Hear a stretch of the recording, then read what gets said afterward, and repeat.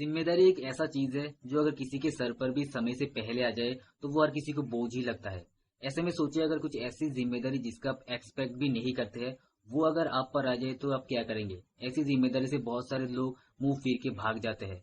लेकिन अगर सोचिए, ऐसी कुछ जिम्मेदारी जिसका आप तैयारी करते हैं, एक्सपेक्ट करते हैं, लेकिन अचानक एक ऐसी घटना घट जाती है जिसकी वजह से वो जिम्मेदारी आपके सर पर इतना बोझ लगता है कि आप हनुमान होकर भी संजीवनी पहाड़ आपसे उठा नहीं जा रहा। ऐसी जिम्मेदारी आ जाए तो अचानक आप क्या करेंगे, जिससे आप मुंह फिर कर वापस भी नहीं जा सकते। ऐसे ही एक एक्सपेक्ट टू अनएक्सपेक्टेड जिम्मेदारी के ऊपर बेस्ड है हमारी आज की फिल्म, जिसका हम आज रिव्यू करेंगे। एक तेलुगु फिल्म है दादा।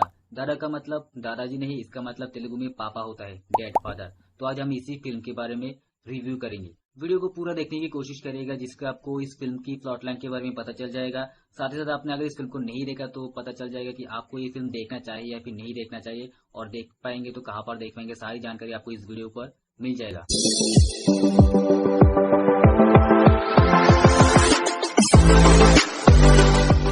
फिल्म की कहानी मणिकंदन और सिंधु नाम के एक टीनेजर कपल के ऊपर है जो एक्सीडेंटली पेरेंट बन जाता है शादी से पहले ही। लेकिन कुछ अनएक्सपेक्टेड सिचुएशन की वजह से दोनों को अलग हो जाना पड़ता है, जिसके बाद बच्चा अपने पिता के पास ही रहता है। तो ऐसे में एक कॉलेज बॉय किस तरह से एक अनएक्सपेक्टेड सिचुएशन को हैंडल कर पाता है, मतलब किस तरह से अपने बेटे को संभालता है जो बिन माँ की बच्चे है, तो उसको किस तरह से पालते हैं, यही जर्नी दिखाई गई है फिल्मों में। मणिकंदन और सिंधु दोनों ही कॉलेज स्टूडेंट है और अचानक दोनों की फिजिकल रिलेशनशिप की एक्सीडेंट की वजह से दोनों पेरेंट बनने वाले हैं। मणिकंदन एबॉर्शन करने के लिए बोलता है, लेकिन सिंधु उस बच्चे को जन्म देना चाहता है। तो दोनों बाद में डिसाइड करता है कि दोनों बच्चे को जन्म देगा। तो दोनों खुशी खुशी एक साथ रहता है, लेकिन दोनों को एक साथ रहना इतना आसान नहीं होता, क्योंकि दोनों ही फैमिली से बेदखल हो जाते हैं और उन दोनों कॉलेज स्टूडेंट के लिए ये हैंडल करना बहुत ही मुश्किल था। एक तो रहने खाने पीने के लिए उन लोगों को पैसा चाहिए, जिसकी वजह से मणिकंदन छोटा मोटा काम करता है और उन दोनों को कॉलेज पे जाकर भी पढ़ा लिखा भी हैंडल करना पड़ता है। 7-8 महीना वो दोनों बहुत ही अच्छी तरह से हैंडल कर लेता है, लेकिन बाद में कुछ छोटे छोटे विषय पर भी फैमिली में झगड़ा होना शुरू हो जाता है, जिसकी वजह से झगड़ा दिन दिन बढ़ते जा रहा है और सिंधु उस बच्चे को जन्म देता है। लेकिन बच्चे को जन्म देने के बाद वो उसे छोड़कर हॉस्पिटल में ही चला जाता है। फिर उस बच्चे की पूरी जिम्मेदारी मणिकंदन पर आ जाता है, जो एकदम नासमझ है। वो सोच नहीं पा रहा है कि क्या करेगा उस बच्चे के साथ। अपने घर पे जाता है उस बच्चे को लेकर, लेकिन वहां पर भी उसको स्थान नहीं मिलता है।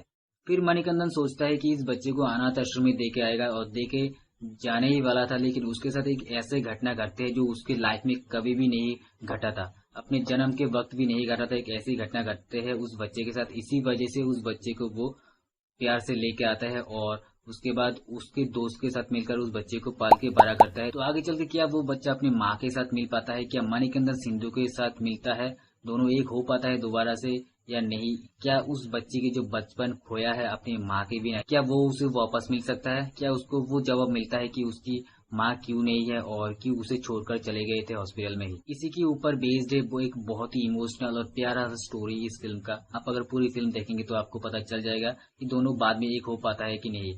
फिल्म में आपको कोई फालतू की एक्शन वैक्शन देखने को नहीं मिलेगा और न ही ज्यादा कॉमेडी देखने को मिलेगा, बस लास्ट हाफ में कुछ कॉमेडी देखने को मिलेगा। इसके अलावा भी फिल्म में कुछ बहुत ही अच्छी अच्छी छोटी छोटी सीन है जो बहुत ही अच्छा लगता है। जैसे कि मणिकंदन अपने दोस्त को कहते हैं कि अगले 3-4 साल तक शादी करने की मत सोचना, बच्चे को एक साथ पालेंगे।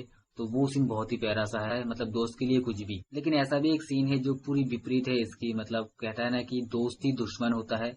तो ऐसा भी एक सीन में दिखाया गया है कि तुम अगर किसी दोस्त को काम पे लेके आए रिकमेंड करके, लेकिन वो तुमसे ज्यादा कमाए, वो तुम्हें पसंद नहीं है, तो वो सीन भी बहुत ही इमोशनल है। इसके अलावा कोई किसी को देखकर नॉर्मली प्रपोज कर भी सकता है, लेकिन सबसे बड़ी बात है कि आप किस तरह से हैंडल करते हैं। अगर आपको ना कहना है, आपको ज्यादा ठेस ना पहुंचाए कि किस तरह से आप हैंडल करते हैं सिचुएशन को, वो सबसे बड़ी बात है। तो वो सीन बहुत ही बेहतरीन है। जब मणिकंदन को एक लड़की प्रपोज करता है तो वो बहुत ही अच्छी तरह से हैंडल करते हैं, सीधी सीधी ना नहीं कहती, लेकिन बहुत ही अच्छी तरह से हैंडल करते हैं। वो सीन बहुत ही बेहतरीन है और ये सीन फिल्म की एक बहुत बड़ी टर्निंग पॉइंट है। तो ओवरऑल कहा जाए तो फिल्म बहुत ही बेहतरीन है। एक इमोशनल टीनेजर की स्टोरी है जो बहुत ही बेहतरीन तरीके से पर्दे में दिखाई गई है।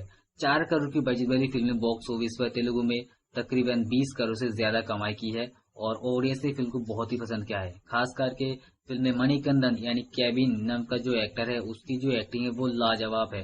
वैसे तो हिंदी ऑडियंस इसकी एक्टिंग पहले कभी नहीं देखा, लेकिन उसने शायद पहले छोटा मोटा फिल्म में एक्टिंग की है, लेकिन ये उसके लिए बहुत ही बड़ी फिल्म है। सिंधु यानी अपर्णा दास का एक्टिंग भी लाजवाब है। इससे पहले मैंने शायद अपर्णा दास को विजय सर की बीच फिल्म में देखा था, तो इसके अलावा भी उसने कुछ छोटा मोटा फिल्म किया है, लेकिन ये उन दोनों एक्टर के लिए ही बहुत ही अहम फिल्म है और दोनों ने बाखूबी बहुत ही अच्छी तरह से फिल्म में रोल निभाई है। वैसे मुझे तो ये फिल्म बहुत ही पसंद आई है। मेरी तरफ से इस फिल्म को 5 में से 4.5 स्टार। आप भी इस फिल्म को देख सकते हैं। इस फिल्म को देखने के लिए आपको तेलुगु में देखने की जरूरत नहीं है, क्योंकि फिल्म हिंदी में अवेलेबल है। Amazon प्राइम पर हिंदी में अवेलेबल है, आप जाकर वॉच कर सकते हैं। और अगर आपने ऑलरेडी इस फिल्म को देख लिया है तो आप कमेंट करके बताइएगा कि आपको दादा फिल्म कैसा लगा है।